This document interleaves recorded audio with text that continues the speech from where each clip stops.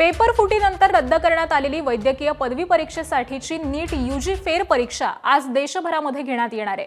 ही फेरपरीक्षा सुरळीत आणि पारदर्शक पद्धतीने पार पडावी यासाठी एनटीएनं बहुस्तरीय सुरक्षा व्यवस्था तैनात केलेली आहे।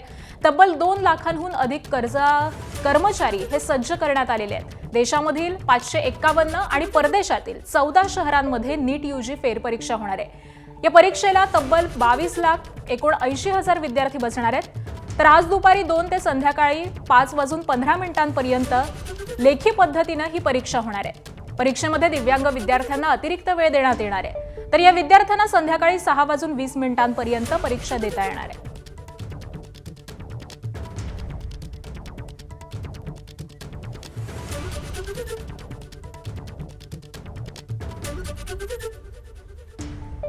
तर मुंबईतल्या एमडी कॉलेज बाहेरून आमचे प्रतिनिधी अजय माने सध्या आपल्या सोबत आहेत।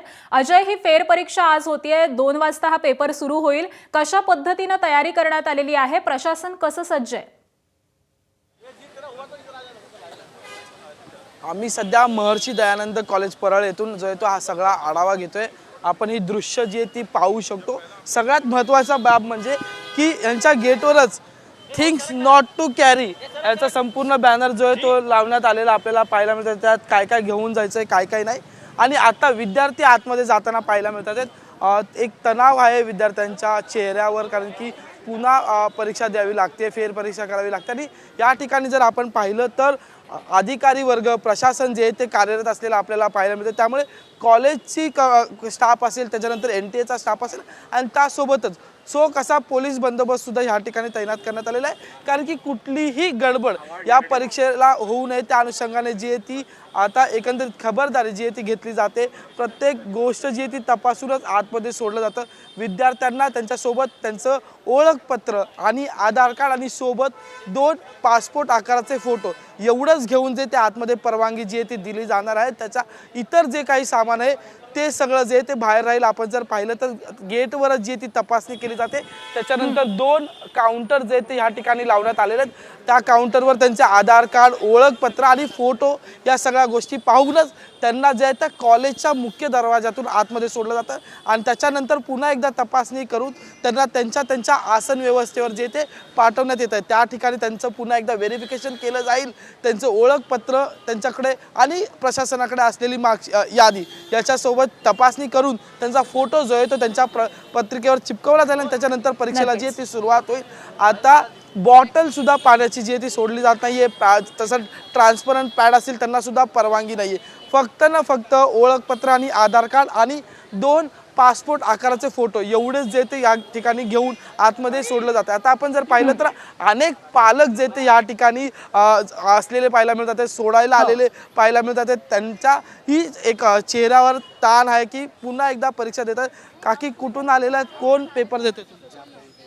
कहाँ से आए हो? कहाँ से आए हो? मेरे को नहीं बात।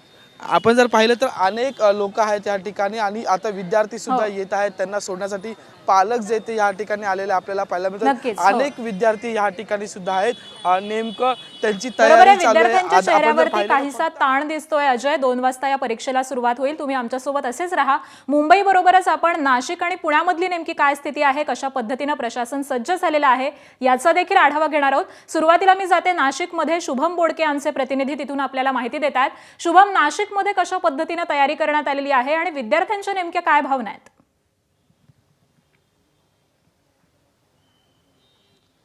नक्कीच आकांक्षा, मी सध्या नाशिकच्या मराठा विद्या प्रसारक या परीक्षा केंद्रावर आहेत। आपण जर या ठिकाणी बघितलं तर या विद्यार्थ्यांचं अशा पद्धतीनं बायोमेट्रिक केलं जात आहे।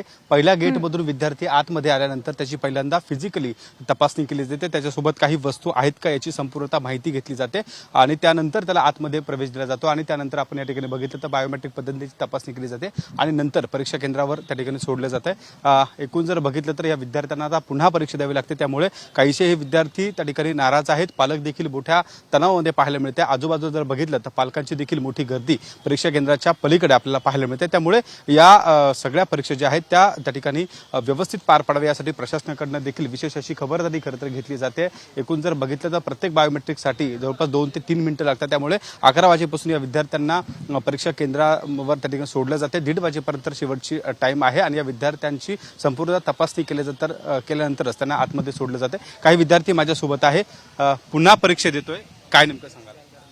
पुन्हा परीक्षा देतोय, तणाव आहे?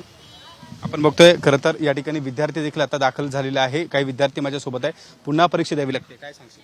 काय नाही सर, चांगलं आहे. आता मागच्या वेळेस पण चांगला प्रयास होता, यावेळेस पण चांगलं देतोय, चांगला अभ्यास झालाय। आता हा पेपर थोडा कसा आहे, तो टफ आहे का सोपा जाईल सांगते पेपर। पुन्हा मनात भीती आहे का? नाही भीती नाही आहे? नाही. पेपर फुटीची काय भीती वाटते? नाही काय वाटतं तुला? पुन्हा नाही मनात भीती आहे? नाही काही नाही भीती मनाची तयारी झाली आहे? हो झाली। नक्कीच आपण बघतो या ठिकाणी विद्यार्थी आता हळूहळू दाखल झालत आहे आणि त्यानंतर या ठिकाणी आपण बघतोय विद्यार्थ्यांना या परीक्षा केंद्रावर सोडल्यानंतर त्यांची तपासणी केल्यानंतरच या ठिकाणी आतमध्ये सोडलं जातं। त्यामुळे विशेष अशी खबरदारी खरं तर आपल्याला पाहायला मिळते। एस्कॉर्ट करून या प्रश्नपत्रिका आहेत त्या परीक्षा केंद्रावर सोडल्या जातात। नाशिक जिल्ह्यामध्ये 21 ठिकाणी परीक्षा केंद्र आहेत। त्यामुळे एकूणच प्रत्येक परीक्षा केंद्रावर कोणताही अनुचित प्रकार घडू नये यासाठी खरं तर प्रशासनाकडनं विशेष अशी खबरदारी घेतली जात असल्याचं आपल्याला पाहायला मिळते। आकांक्षा, याआधी आपण मुंबई आणि नाशिकमधून आढावा घेतलेला आहे। यानंतर मी पुण्यामध्ये जाते। आमचे प्रतिनिधी मिकी घई हे एसपी कॉलेज बाहेरून आपल्याला तिथली नेमकी काय परिस्थिती आहे याचा आढावा सांगतायत। मिकी, सध्याची तिथली काय परिस्थिती आहे? खरं तर जो पेपर फुटलेला होता त्याचं केंद्र हे पुणे मानलं जात आहे आणि त्यामुळे त्या अनुषंगाने आता नेमकी काय तयारी करण्यात आली आहे? अगदी जर आपण बघितलं तर मागच्या महिन्यातच नीट पेपर फुटीनंतर आज नीट री एक्झाम देशभरामध्ये पार पडते आणि या ठिकाणी कुठलाही अनुचित प्रकार होऊ नये, पेपर फुटीचा प्रयत्न होऊ नये यासाठी केंद्र सरकारकडून काही पावलं उचललेली आहे आणि त्याचबरोबर परीक्षा केंद्रांच्यावर कशा पद्धतीने सुरक्षा आहे ते देखील आपण इथं दाखवूयात। पुण्यातील एसपी कॉलेज हे नीटचं आज या ठिकाणी एक्झाम सेंटर आहे आणि इथं जर आपण बघितलं तर कडेकोट पोलीस बंदोबस्त तैनात करण्यात आलेला आहे। प्रत्येक विद्यार्थीला या ठिकाणी त्याचं हॉल तिकीट चेक करून इतर डॉक्युमेंट्स चेक करून आतमध्ये सोडलं जातं आहे। आतमध्ये मेटल डिटेक्टर आहे आणि त्याचबरोबर इतर व्यवस्था देखील आतमध्ये या ठिकाणी करण्यात आलेली आहे। जर आपण बघितलं तर अनेक पालक या ठिकाणी त्यांच्या मुलांना सोडण्यासाठी या ठिकाणी येत आहेत। काही चिंता देखील त्यांच्या चेहऱ्यावर या ठिकाणी आहे। मात्र त्याचवेळी यावेळेस ज्या पद्धतीने सेफ्टीसाठी पावलं उचलली जात आहेत, काळजी घेतली जाते, त्याच्याबद्दल समाधान देखील व्यक्त होतोय। काही विद्यार्थी सध्या माझ्यासोबत आहेत जे परीक्षेसाठी आलेत। ताई, तुझ्या हातात हॉल तिकीट आहे, पहिले तर तुला शुभेच्छा। पण कसं वाटतं एकंदरीत आता या परीक्षेसाठी दुसरं री एक्झाम देतीये तू, व्यवस्था कशी आहे, तयारी कशी आहे? आता फक्त भीती वाटते आणि काही बोलू शकत नाही आता, नो कमेंट्स, कारण आता टेन्शन इतकं आलं आहे। कारण आता नीट झाली होती 3 मेची आणि अतिशय छान पेपर गेला होता, त्याच्यामुळे एकदम माइंड फ्री झालं होतं आणि पुन्हा एकदा नीटची खबर कळली त्याच्यामुळे थोडं गडबड झाली आहे आणि थोडी भीती वाटते आता सध्या। म्हणजे आता तयारी तर झाली असेल? तयारी झाली असं नाही सांगू शकत, पेपर नंतर कळेल। आता जर का पेपर छान गेला तर समजायचं झाली तयारी। केंद्र सरकारने खूप वेगळी पावलं उचलली आहेत जेणेकरून पेपर कुठेही लीक होऊ नये। आता मी काही याच्यावर कमेंट नाही करू शकत आहे कारण मला फक्त अभ्यास करायचा होता या काळामध्ये। सो तुम्ही सुद्धा आलात सोडायला तिला, काय विश्वास आहे यावेळेस काही गडबड नाही? खूप छान व्यवस्था दिसते। छान छान छान आहे, व्यवस्था छान आहे, होईल व्यवस्थित। आलंय टेन्शन, परत नीटची चालू एक्झाम पण पालकांना सुद्धा टेन्शन आलंय, काही पालक अजून आहेत।